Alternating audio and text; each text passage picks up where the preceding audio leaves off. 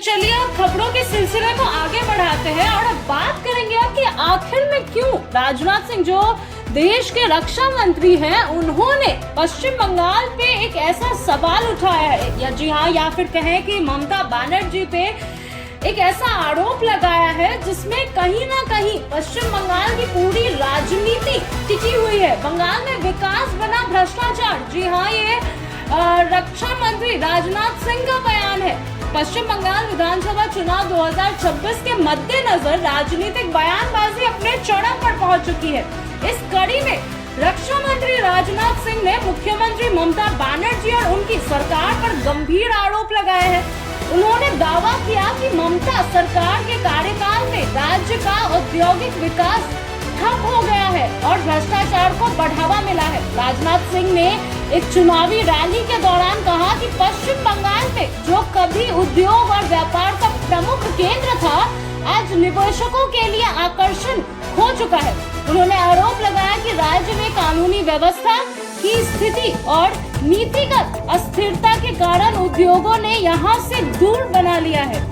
मतलब इस जगह पश्चिम बंगाल से इंडस्ट्रियलाइजेशन खत्म हो चुकी है, जिससे रोजगार के अवसर भी प्रभावित हो चुके हैं, यानी कि अनएम्प्लॉयमेंट। अगर किसी भी स्टेट का इंडस्ट्रियलाइजेशन खत्म होता है तो कहीं ना कहीं वो पूरा का पूरा क्षेत्र अनएम्प्लॉयमेंट के रूप में दिखता है, जहाँ पे जॉब की किल्लत बढ़ जाती है। तो वहीं उन्होंने ये भी कहा कि राज्य में भ्रष्टाचार की जड़ें गहरी हो चुकी है और आम जनता को इसका खामियाजा भुगतना पड़ रहा है। रक्षा मंत्री राजनाथ सिंह के मुताबिक सरकारी योजनाओं का लाभ जरूरतमंदों तक पूरी तरह नहीं पहुंच पा रहा है, क्योंकि बीच में भ्रष्टाचार की बाधाएं होती है सामने। हालांकि इन आरोपों पर तृणमूल कांग्रेस टीएमसी की ओर से पलटवार भी किया गया है। पार्टी नेताओं का कहना है कि ममता बनर्जी के नेतृत्व में राज्य में कई सामाजिक कल्याण योजनाएं सफलतापूर्वक लागू की गई है और महिलाओं, किसानों तथा गरीबों के लिए कई पहल भी किया गया है।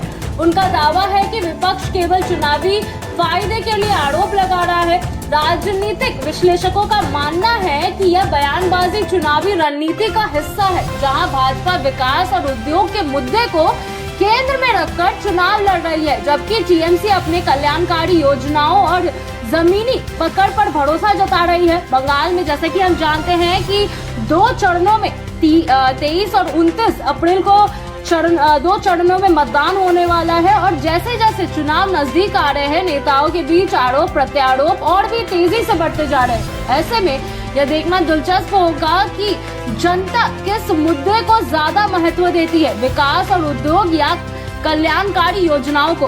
कुल मिलाकर अगर बात कहें तो बंगाल चुनाव और केवल राजनीतिक मुकाबला नहीं, बल्कि विचारधाराओं और विकास मॉडल की भी लड़ाई बन चुका है, जिसमें हर दल अपनी अपनी बात को मजबूती से जनता के सामने रख रहा है।